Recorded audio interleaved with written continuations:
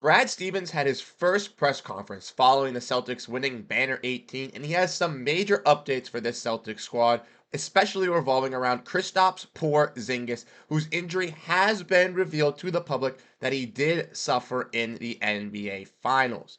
Kristaps will remain out for the Olympics, and we'll be diving in, looking at how impactful this could be leading into the Celtics season. Plus, Brad Stevens hints a little bit at the draft as well. We'll be diving into all of that and more on this episode of Celtics Digest.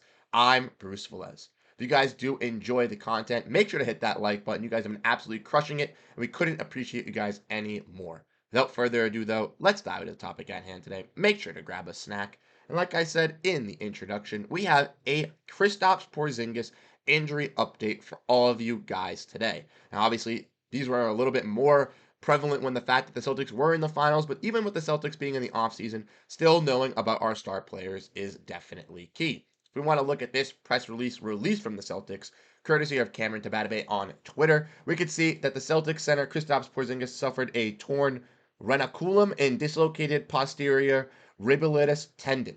Sorry if I mispronounced that, but in Game 2 of the NBA Finals, this injury requires a surgical repair where Porzingis had hoped to delay the surgery until after both the NBA Finals and the Latvia's Olympic campaign, but the injury doesn't allow for consistent play at that level equipped for the Olympic competition. Surgery will be performed in the following days, and further updates will be provided when available. So basically, Porzingis will be out. He will be with this, injury, kind of taking some surgery and working himself back. But Brad Stevens had a quote from himself, courtesy of Jack Simone here. But Kristaps Porzingis had to say, or he had to say that Kristaps Porzingis is in the middle of consulting with some different doctors and specialists. But we anticipate surgery will be more soon, and we'll have more of an update for timeline after the surgery. This is Brad Stevens speaking on Kristaps Porzingis, courtesy of Jack Simone, who does work for How About Them Celtics and a plethora of work for the Celtics media team. But as we all know,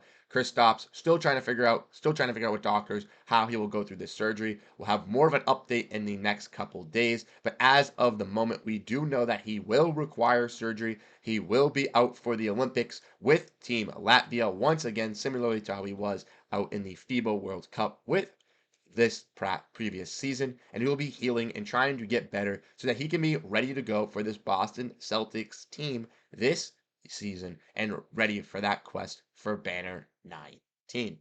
Now, if we want to look at Kristaps Porzingis' stats, we can see he was a very productive player and a very impactful player for the Celtics team. 20.7 rebounds, 2 assists, 2 blocks per game on 51% from the field and 38% from three-point range. The 7-2 big can basically do anything the Boston Celtics want him to do. You want him to protect the paint, he'll do that. He'll get you 3 to 4 blocks. You need him to stretch out, hit a couple of jumpers in the mid-range, drag out the opposing big man to get some clearance in the paint to allow Tatum and Brown to drive. Easy for that as well. You need him to work in the post in the mid-range and score on smaller opponents like he did in Game 1 versus the Dallas Mavericks. He can do that. But if we also need him to be a three-point shooter, a menace, he will be delivering from that as well. We've seen him have games where he's 3 for 5, 5 for 7 from three-point range. This man is a laser beam from three-point range. Kristaps Porzingis is key for the Boston Celtics success this season and for seasons to come. If we want to look at, the Celtics salary cap here, kind of looking at this team, we are tied up in money. And a guy like Kristaps Porzingis needs to be able to play in a majority of the games or try to stay healthy for a majority of the season if he is going to be making around $30 million. You don't want to have a guy who's making around $30 million just not playing for your squad, not being out there for you, just on the bench. That's a waste of money, especially for a team that's already straddled in the second apron, already in that luxury tax, and they're going to have to extend into it even more this season with having to give Jayson Tatum his deserved extension that he is going to be getting, and we'll be working with Derrick White to also give him an extension so that they do not lose him in next season's free agency. Now, with this Celtics team, with this Kristaps Porzingis update, I want to kind of know your guys' thoughts. How do you guys feel down below in the comment section, talking down and breaking about Kristaps Porzingis? I know that he was successful. He was huge in really getting the Celtics momentum going in the two series that I think he needed to be impactful in.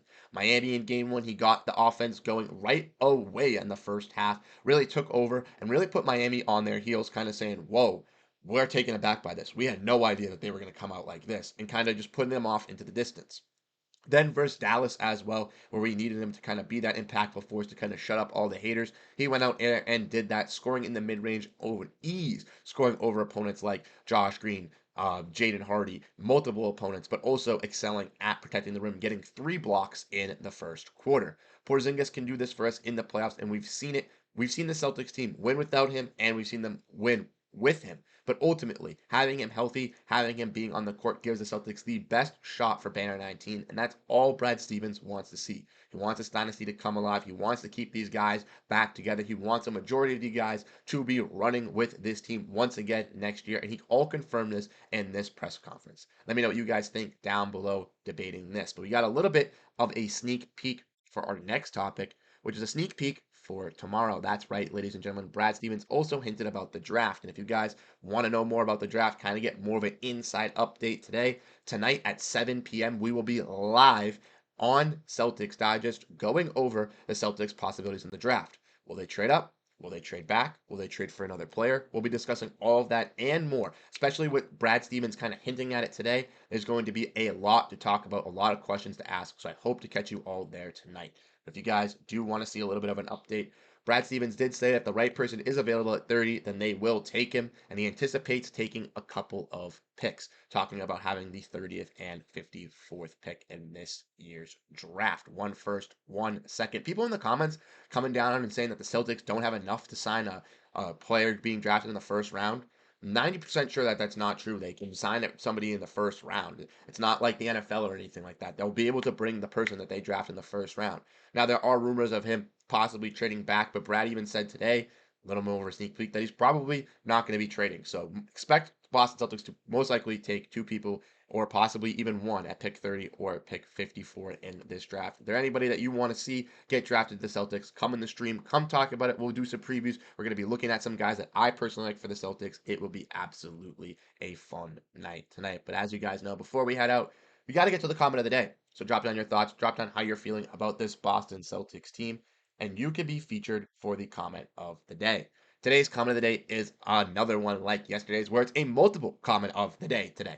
In our last video, we debated the fact of who would you rather keep, Xavier Tillman or Luke Kornet, if the Celtics ultimately have to make that tough decision, and it's looking like it is going to be that decision in free agency. And everybody in the comments was 50-50. Like we could see from ICESG, we could see he keeps saying keep Tillman. But as we see from Bowtie Guy, he wants to keep Luke. But as I agree, like with Brian Taylor, he says as a C's fan from Boston, 100%, 1000% trust Brad and do what's best for the team. He will make a pickup that is worth getting, and I totally agree. Brian, we need to trust in Brad Stevens, regardless of the move that he makes. If it's Tillman, if it's Kornet, I'm sure it'll be the smart decision. And the Celtics fans, if they do end up losing one of them, regardless, 50% of people will be upset. 50% people will be happy. That's how it is with this team. Bringing a championship, you're not able to bring everybody back, and you have to always go into that knowing that. So ultimately, let me know what you guys think down below. If you guys do enjoy the content, do enjoy the channel, come with us tonight. We'll be live 7 p.m. discussing the draft. Come see us there. Hit the like button, hit the subscribe button. You guys have been absolutely crushing it over here on Celtics Digest. We really do appreciate it. The numbers on the views and on the likes have been absolutely insane, and it's all due to you, and I can't thank you guys enough. Once again, I'm Bruce Velez. Thank you guys so much for tuning into this episode of Celtics Digest, and I'll catch you guys in the next video. Peace out, and go Boston Celtics.